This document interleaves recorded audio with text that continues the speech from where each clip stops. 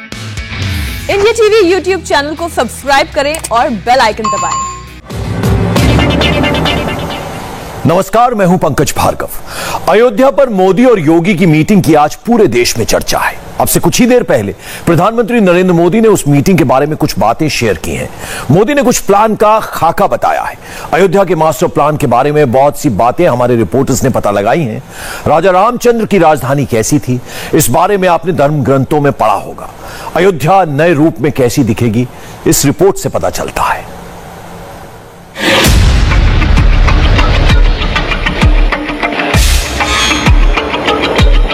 प्रधानमंत्री नरेंद्र मोदी का master plan ready है। आज से 30 साल बाद 2051 में राम की अयोध्या कैसी होगी, अयोध्या कैसी दिखेगी, इसका नक्शा तैयार है और नई अयोध्या के निर्माण का काम शुरू हो चुका है।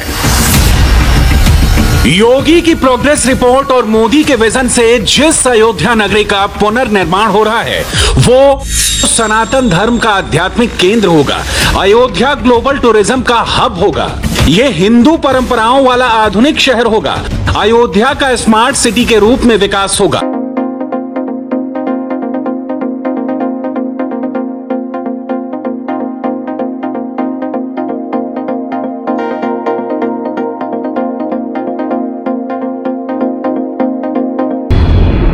अयोध्या की पहचान भगवान राम से है, इसलिए रामलला का भव्य और दिव्य मंदिर अयोध्या के विकास के केंद्र में है। लेकिन नई अयोध्या में केवल मंदिर नहीं होगा। प्रधानमंत्री ने जो विजन डॉक्यूमेंट फाइनल किया है उसमें अयोध्या का अपना इंटरनेशनल एयरपोर्ट होगा। अयोध्या चारों दिशा से हाईवे से जुड़ेगा। सूर्यवंशी राम की नगरी में सोलर प्लांट होंगे।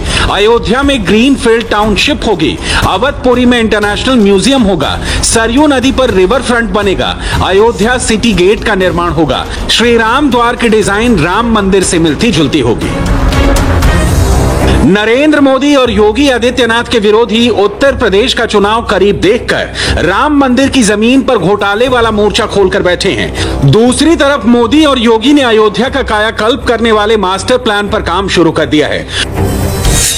20,000 करोड़ रुपए का प्रोजेक्ट, 30 साल आगे की सोच कर काम, 4 लेयर में नई अयोध्या का निर्माण, हेरिटेज और स्मार्ट सिटी के साथ साथ प्रधानमंत्री और उत्तर प्रदेश के मुख्यमंत्री अयोध्या के मास्टर प्लान 2051 पर चर्चा के लिए बैठे तो मंदिर से जलन रखने वालों ने भी दूरबीन लगाकर उन पर नजर रखी।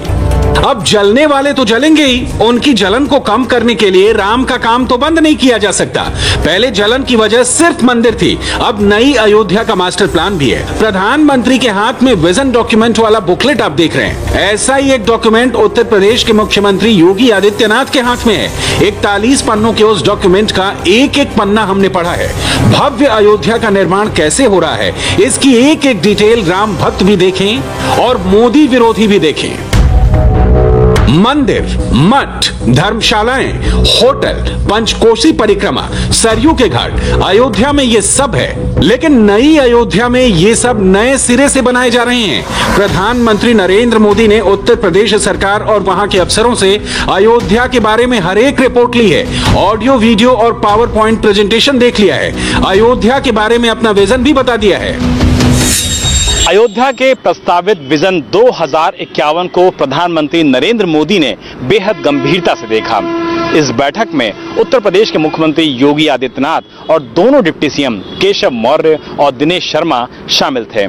प्रधानमंत्री को प्रेजेंटेशन उत्तर प्रदेश सरकार के सीनियर अफसरों की एक टीम ने दिया और इस पूरे मामले में ये बताया कि अयोध्या में कौन से विकास कार्य किस तरीके से आगे बढ़ रहे हैं और आगे का खांचा किस तरीके से तैयार किया गया है।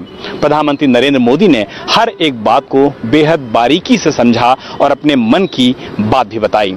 इस दौरान प्रधानमंत्री नरेंद्र मोदी ने यह इच्छा व्यक्त की कि अयोध्या को कुछ इस तरीके के केंद्र में डेवलप किया जाए जहां पूरी तरीके से सुविधाएं लैस हों, जहां पर सोलर एनर्जी का इस्तेमाल हो और वहां की प्रकृति को पूरी तरीके से निखारा जाए।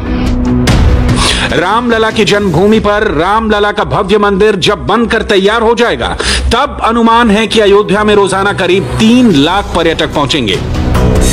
इनमें से 35,000 पर्यटकों के रुकने की व्यवस्था शहर के श्री राम द्वार पर ही होगी। 6 दिशाओं से अयोध्या में एंट्री करते ही 6 विशाल धर्मशालाओं में श्रद्धालुओं का स्वागत होगा।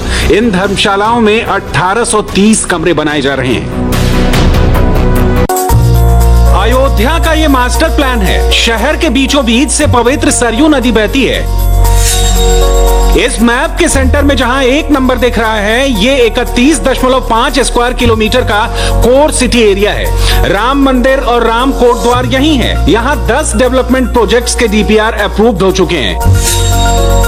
नंबर 2 का एरिया 133 स्क्वायर किलोमीटर का मास्टर प्लान एरिया है और नंबर 3 पर ग्रे कलर का एरिया 837 स्क्वायर किलोमीटर में अयोध्या डेवलपमेंट अथॉरिटी यानी एडीए का एरिया है। नंबर 4 पर 4.86 स्क्वायर किलोमीटर का ग्रीनफील्ड टाउनशिप एरिया है। अयोध्या में चारों लेयर पर एक साथ ताबड़तोड़ काम चल रहा है, जिस पर डायरेक्ट प्रधानमंत्री नरेंद्र मोदी की नजर है। अयोध्या में राम मंदिर बनवाने का काम श्री राम जन्मभूमि तीर्थ क्षेत्र ट्रस्ट कर रहा है, मगर इंफ्रास्ट्रक्चर सुधार कर अयोध्या का कायाकल्प करने की जिम्मेदारी नरेंद्र मोदी ने ली है। अयोध्या में इंटरनेशनल एयरपोर्ट, रेलवे स्टेशन का विस्तार, बस स्टैंड, सिटी रोड और हाईवे प्राइम मिनिस्टर के एजेंडे में टॉप पर है। माननीय मुख्यमंत्री जी, हमारे दूसरे उप मुख्यमंत्री साथी और हमारे माननीय मंत्रीगण और सब अधिकारीगण सबके साथ जो आज की बैठक में उन्होंने मार्गदर्शन दिया है वह अभूतपूर्व है। अयोध्या नाथ भगवान श्री राम ला की जन्मभूमि और वहां पर बनने वाला जो भव्य मंदिर है और उस भव्य मंदिर के साथ साथ और क्या क्या करना चाहिए उस पर बहुत सारी बातें बताई गई हैं, जिनकी मैं समझता हूं कि अभी तुरंत चर्चा करना तो उचित नहीं होगा, लेकिन उन्होंने बहुत व्यापक विजन दिया है। अयोध्या की सड़कें आज जैसी दिखती हैं वैसी कल नहीं दिखेंगी। लोग ज्यादा होंगे, फिर भी यहाँ जाम नहीं लगेगा। सड़कों पर गाड़ियां भी चलेंगी। पैदल चलने के लिए सड़क किनारे पत्थर के पेवमेंट्स होंगे, बैठने की जगह होगी और हरियाली के लिए पेड़ लगे होंगे। जोन 1 में मेन स्पाइन रोड, लंबाई 13 किलोमीटर, लागत 362 करोड़। सुग्रीव किला से श्री राम मंदिर रोड, लंबाई 700 मीटर, लागत 84 करोड़। श्रृंगार हाट से श्री राम मंदिर रोड, लंबाई 850 मीटर, लागत 52 करोड़। पंचकोसी परिक्रमा मार्ग, लंबाई 15 किलोमीटर, लागत 289 करोड़। बाईपास से नया घाट स्मार्ट रोड, लंबाई 2 किलोमीटर, लागत 28 करोड़। अयोध्या की ये सड़क परियोजनाएं राम की नगरी की सूरत बदल देंगी। नरेंद्र मोदी का कमिटमेंट है, अयोध्या के विकास में पैसा आड़े नहीं आएगा। मोदी के विरोधी पूछते हैं कि अयोध्या में जमीन क्यों महंगी हो रही है। वजह ये इंफ्रास्ट्रक्चर डेवलपमेंट प्रोजेक्ट्स हैं। सड़क हो या सरयू के घाट, राम की नगरी में सब बदल रहा है। योगी आदित्यनाथ ने सरयू के घाट पर भव्य दिवाली मनाने की परंपरा शुरू की। मोदी वहां मॉडर्न रिवर फ्रंट डेवलप करा रहे हैं। यहां पर रामायण स्पिरिचुअल फॉरेस्ट और रामायण स्पिरिचुअल थीम पार्क बन रहा है। अयोध्या को इंटरनेशनल लुक देने में बड़ा योगदान एयरपोर्ट का होगा। अयोध्या एयरपोर्ट का रनवे फिलहाल 1500 मीटर लंबा और 30 मीटर चौड़ा है। इसकी लंबाई बढ़ाकर 2000 मीटर करने की योजना पर मुहर लग चुकी है। एयरपोर्ट अथॉरिटी ऑफ इंडिया ने रनवे एक्सटेंशन और टर्मिनल बिल्डिंग के फेज 1 का टेंडर निकाल दिया है। जुलाई तक टेंडर की प्रक्रिया पूरी हो जाएगी। ग्रीनफील्ड टाउनशिप के इस आर्टिस्टिक इमेज को देखकर अंदाजा भी नहीं होता कि यह अयोध्या में पॉसिबल होगा, लेकिन इम्पॉसिबल पॉसिबल हो रहा है। अयोध्या 2022 के चुनाव के लिहाज से भी बहुत ज्यादा महत्वपूर्ण है। अयोध्या का आंदोलन बीजेपी के अब तक के सबसे बड़े आंदोलनों में से एक रहा है। मोदी और योगी के रहते ही सुप्रीम कोर्ट का ऐतिहासिक फैसला आया और राम मंदिर निर्माण का कार्य शुरू हुआ। इस पूरे मामले में प्रधानमंत्री नरेंद्र मोदी और मुख्यमंत्री योगी आदित्यनाथ की वर्चुअल मीटिंग से पहले भी तमाम तरीके के विवाद को खड़ा करने की कोशिश की गई, लेकिन इस पूरे मामले में कोई भी ऐसा विवाद सामने नहीं आया जिसकी वजह से ये पूरा मामला डिरेल होता हुआ नजर आए।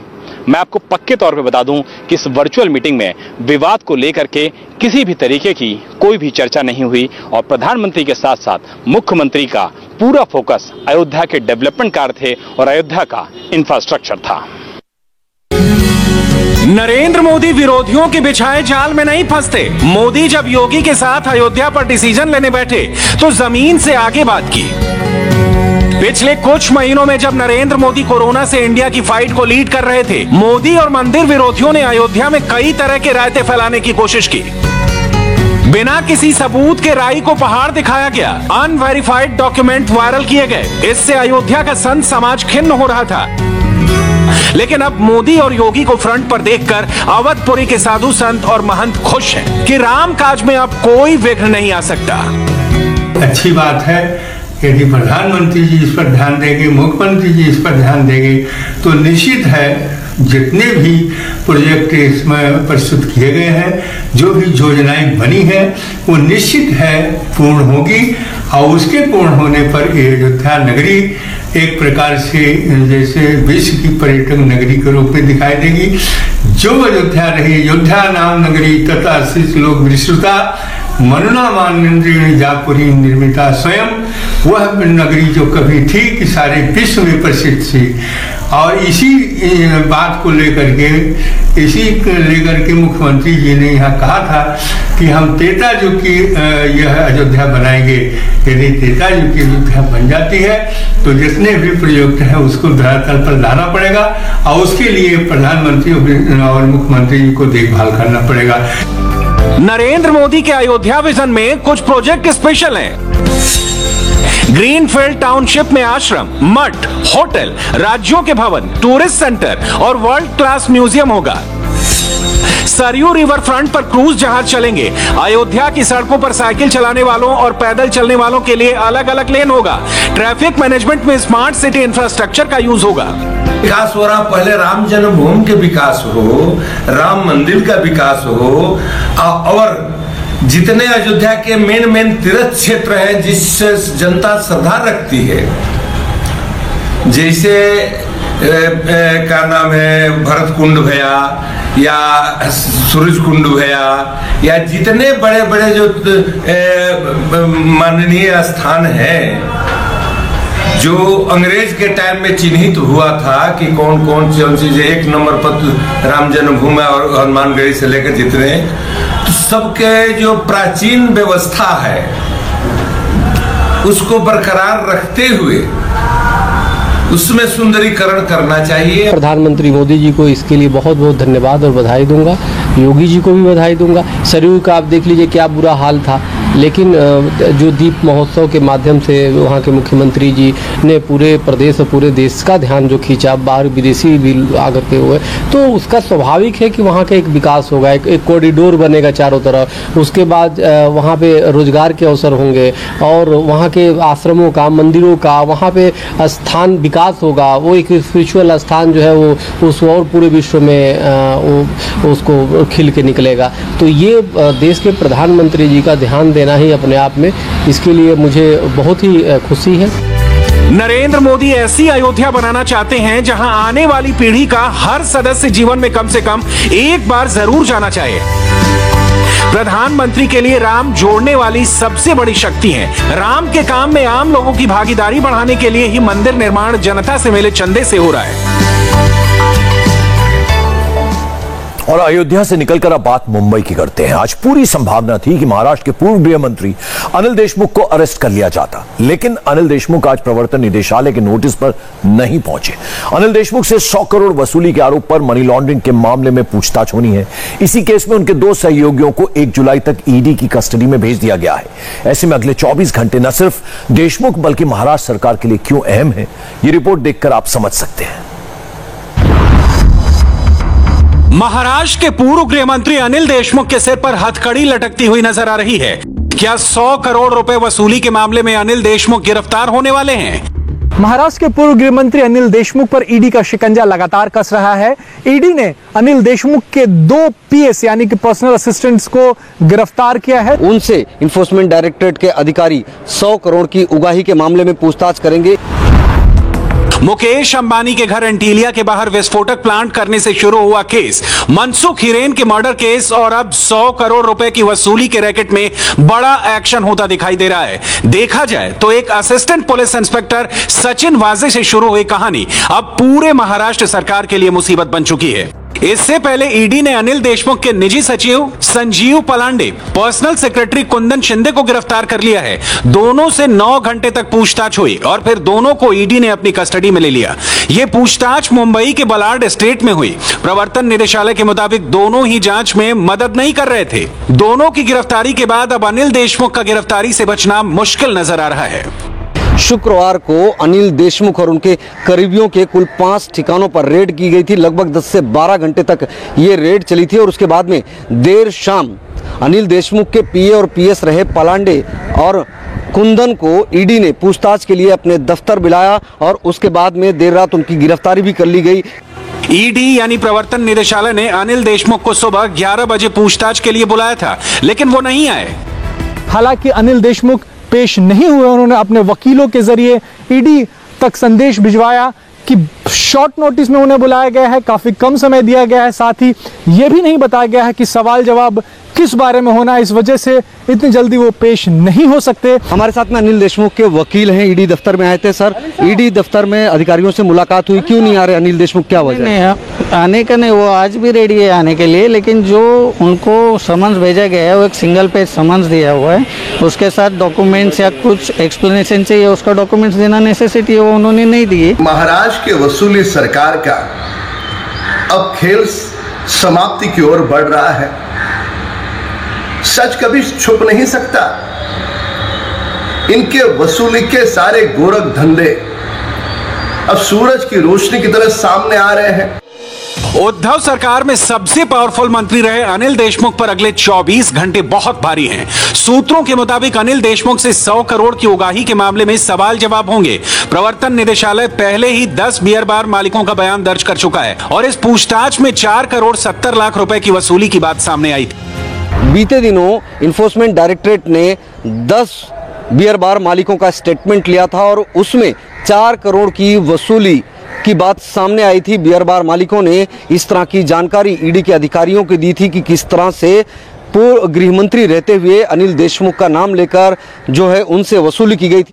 उद्धव सरकार में बतौर गृह मंत्री रहते हुए अनिल देशमुख पर यह बहुत बड़ा इल्जाम लगा कि उन्होंने पुलिस विभाग का इस्तेमाल करते हुए वसूली का आदेश दिया था। अब तक ईडी अनिल देशमुख के मुंबई और नागपुर के घरों और दफ्तरों में छापा मार चुकी है। सवाल है कि क्या ईडी को देशमुख के खिलाफ कोई बड़ा सबूत मिल गया है? राजू भुजबल का स्टेटमेंट होने के बाद, जब ईडी ने राजू भुजबल का स्टेटमेंट लिया, उसके बाद अनिल देशमुख के घरों पर छापेमारी की गई। नागपुर में छापेमारी की गई, मुंबई के 2 घरों पर छापेमारी की गई। अनिल देशमुख के घर पर ईडी की कार्रवाई की बात सुनते ही राष्ट्रवादी कांग्रेस के आप ये देखते हैं कार्यकर्ता यहाँ पे उनके घर के सामने वहाँ पे उन्होंने प्रदर्शन शुरू कर दिया है।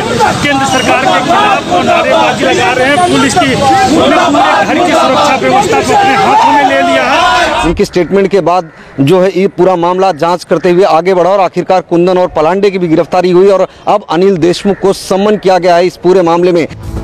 इस पूरे मामले में अनिल देशमुख की एंट्री पूर्व कमिश्नर परमबीर सिंह के लेटर बम से हुई, जिसने महाराष्ट्र की पॉलिटिक्स में बड़ा धमाका किया था। परमबीर ने अपने लेटर बम में महाराष्ट्र के मुख्यमंत्री उद्धव ठाकरे को लिखा था कि उनके गृह मंत्री अनिल देशमुख ने सचिन वाजे से हर महीने 100 करोड़ रुपए उगाही करने के लिए कहा था और ये रकम बार, रेस्टोरेंट और ऐसी बाकी जगहों से इकट्ठा करने का ऑर्डर दिया गया था। परमवीर सिंह ने एक चिट्ठी लिखी थी मुख्यमंत्री उद्धव ठाकरे को। उसमें कहा था कि अनिल देशमुख 100 करोड़ रुपए की वसूली मुंबई पुलिस से करवाना चाहते थे। उसमें उन्होंने अफसरों का नाम भी डाला था, जिसमें डीसीपी राजू भुजबल, एसीपी संजय पाटिल का नाम था, साथ ही सचिन वजे का भी नाम था। परमवीर सिंह ने अपनी चिट्ठी में बताया था कि संजीव पलांडे उस वक्त मीटिंग में मौजूद था जब अनिल देशमुख ने सचिन वजे को वसूली के लिए कहा था। इस केस में बहुत सीधे सवाल हैं जो आने वाले दिनों में उठने लाजमी हैं। मुंबई से 100 करोड़ की वसूली एक गृह मंत्री का टारगेट था, तो पूरे महाराष्ट्र में क्या ऐसा कोई टारगेट सेट था? क्या सचिन वाजे सिर्फ अनिल देशमुख के कांटेक्ट में था या कोई और बड़ा लीडर या अफसर भी है? उन्होंने पिछली कांग्रेस एनसीपी की सरकार, अभी की सरकार में बड़े प्रमाण में भ्रष्टाचार घोटाले का पैसा कलकत्ता की बोगस कंपनी द्वारा अपनी परिवार की कंपनी में लेकर बिजनेस में लगाया। इसको मनी लॉन्ड्रिंग भी कहते हैं, पार्किंग द स्कैम मनी भी कहते हैं। अब अनिल देशमुख को जवाब देना पड़ेगा और मुझे विश्वास है कि अनिल देशमुख को आज नहीं तो कल नहीं तो परसों जेल जाना ही पड़ेगा। ये भी आरोप लगाए जा रहे हैं विपक्ष के द्वारा कि दरअसल आज शनिवार का दिन है, अगर यहाँ पर बुलाया गया, गिरफ्तारी हुई तो मुश्किल हो जाएगी। ऐसा कुछ नहीं है, उनको कोई प्रेशर वो नहीं है। इस केस में उद्धव ठाकरे को भी खामोशी तोड़नी होगी, क्योंकि सचिन वाजे को बहाल करने का फैसला उद्धव ठाकरे का ही था। मुंबई के पूर्व पुलिस कमिश्नर परमवीर सिंह ने अपनी चिट्ठी में साफ साफ ये बात लिखी थी कि एपीआई सचिन वजे अनिल देशमुख के सीधे संपर्क में था। अनिल देशमुख सचिन वजे को अपने सरकारी आवास पर भी अक्सर बुलाया करते थे। परमवीर के आरोपों के मुताबिक एपीआई सचिन वजे को अनिल देशमुख बार बार एक टारगेट देकर उगाही करने के लिए कहते थे। इस चिट्ठी के बाद से उद्धव सरकार मुश्किल में आ गई थी, लेकिन सबसे ज्यादा टेंशन पवार कैंप में रही। शरद पवार का खेमा लगातार मीटिंग करता रहा। 20 मार्च के बाद से पवार कैंप लगातार इस बात पर चर्चा करता रहा कि अनिल देशमुख इस्तीफा दें या नहीं। बड़ा सवाल यह था कि देशमुख के इस्तीफे से गठबंधन सरकार बचेगी या जाएगी। 5 अप्रैल को बॉम्बे हाईकोर्ट ने कहा कि इस केस की जांच सीबीआई को करनी चाहिए। जब बॉम्बे हाईकोर्ट ने इस मामले में सीबीआई जांच के आदेश दिए तो उद्धव ठाकरे सरकार के पैरों तले जमीन खिसक गई और फिर उसी दिन अनिल देशमुख को इस्तीफा देने के लिए कहा गया। परमवीर ने अपनी चिट्ठी में साफ साफ लिखा था कि उन्होंने किस किस को 100 करोड़ के वसूली कांड की जानकारी दी थी। पॉलिटिकल लेवल पर 4 लोगों पर सुई घूमेगी। पहले महाराष्ट्र के पूर्व मुख्यमंत्री अनिल देशमुख, दूसरे मुख्यमंत्री उद्धव ठाकरे, तीसरे डिप्टी सीएम अजित पवार और सबसे बड़ा नाम एनसीपी चीफ शरद पवार। परमवीर सिंह की ये चिट्ठी ही ये बताने के लिए काफी थी कि 100 करोड़ की उगाही में मुख्य किरदार कौन कौन है। मुंबई के पूर्व पुलिस कमिश्नर परमवीर सिंह ने लिखा कि सचिन वाजे और बाकी पुलिस अफसरों के जरिए महाराष्ट्र के गृह मंत्री अनिल देशमुख 100 करोड़ की वसूली का दबाव बना रहे थे। ईडी के सूत्रों से जो हमें पता चल रहा है उसमें बताया जा रहा है कि कई मुंबई के बार मालिकों से पूछताछ हुई है। उसमें यह निकलकर सामने आया है कि 4 करोड़ रुपए जो हैं वो अनिल देशमुख तक किसी न किसी जरिए से पहुंचे थे, जिसके बाद ईडी ने अपना शिकंजा कसा। ईडी ने छापेमारी की। ईडी ने अनिल देशमुख के 2 करीबियों को बुलाया पूछताछ के लिए और जब जवाब सही नहीं मिले तो उनकी गिरफ्तारी हुई है। फिलहाल ईडी को इस बात की जांच करनी है कि 100 करोड़ की वसूली का मैनेजमेंट क्या था, पैसे कैसे और किसके जरिए आते थे, साथ ही कुंदन और पलांडे उन पैसों का मैनेजमेंट कैसे करते थे और इन सब में अनिल देशमुख की भूमिका क्या थी। परमवीर सिंह ने चिट्ठी में लिखा था कि फरवरी में ही अनिल देशमुख ने सचिन वाजे को अपने घर पर बुलाया था। तब वहां उनके निजी सचिव पलांडे भी मौजूद थे। तब देशमुख ने सचिन वाजे से कहा कि उन्हें हर महीने 100 करोड़ रुपए चाहिए और इसके लिए मुंबई में 1750 बार हैं, रेस्टोरेंट हैं और वो सबसे 2 से 3 लाख रुपए इकट्ठा करें। ऐसे में 40 से 50 करोड़ रुपए उनसे मिल जाएंगे, जबकि बाकी दूसरे जरियों से इकट्ठा करें। इस वक्त देशमुख के अलावा उनके 2 सहयोगियों पर सबकी नजर है। अभी कुंदन और पलांडे इस केस में और राज अगर खोलते हैं तो देशमुख के साथ कई पावरफुल लोगों की मुश्किल बढ़ सकती है। अनिल देशमुख से मनी लॉन्ड्रिंग केस में पूछताछ होनी है। अनिल देशमुख पर 100 करोड़ की वसूली कराने का आरोप है। ये इल्जाम लगने पर अनिल देशमुख को अप्रैल में इस्तीफा देना पड़ा था। ऐसे हालात इसलिए बने क्योंकि एंटीलिया कांड के बाद महाराष्ट्र सरकार और उसकी पुलिस लगातार फंसती जा रही थी। ऐसे में उद्धव ठाकरे ने सबसे पहले मुंबई के पुलिस कमिश्नर परमवीर सिंह को हटाना बेहतर समझा ताकि माहौल को ठंडा किया जा सके, लेकिन ऐसा हुआ नहीं। एपीआई सचिन वजे और साथ में पूर्व पुलिस कमिश्नर परमवीर सिंह ने अपनी चिट्ठी में अनिल देशमुख पर गंभीर आरोप लगाते हुए 100 करोड़ की उगाही का टारगेट देने की बात कही थी और उसी समय से ही अनिल देशमुख की मुश्किलें बढ़ गई थी। परमवीर के बाद देशमुख का नाम आया और फिर उद्धव सरकार का पूरा डिफेंस एक्सपोज हो गया। देशमुख पर 100 करोड़ वसूली के आरोप एक बड़ी टाइमलाइन का हिस्सा है और इसकी शुरुआत कहां से हुई और अभी ये किस स्टेज पर है, इसे समझिए। 25 फरवरी को एंटीलिया के बाहर विस्फोटक मिलता है। 4 और 5 मार्च को स्कॉर्पियो के मालिक मनसुख हिरेन की हत्या होती है। 13 मार्च सचिन वाजे को एनआईए गिरफ्तार कर लेती है। 18 मार्च को मुंबई के पुलिस कमिश्नर परमवीर सिंह को हटा दिया जाता है। 20 मार्च को परमवीर सिंह सीएम उद्धव ठाकरे को विस्फोटक चिट्ठी लिखते हैं। 100 करोड़ का वसूली कांड बताते हैं। 5 अप्रैल को इस केस में सीबीआई जांच के आदेश हो जाते हैं। देखा जाए तो अंबानी परिवार के घर एंटीलिया के बाहर विस्फोटक प्लांट करने का केस, मनसुख मर्डर केस और अब 100 करोड़ वसूली कांड, उद्धव सरकार ने बहुत कोशिश की कि ये तीनों केस राज्य सरकार की जांच के दायरे में रहें, लेकिन सीबीआई और ईडी के पास आते ही इस मामले में कई और परतें खुलने लगी हैं।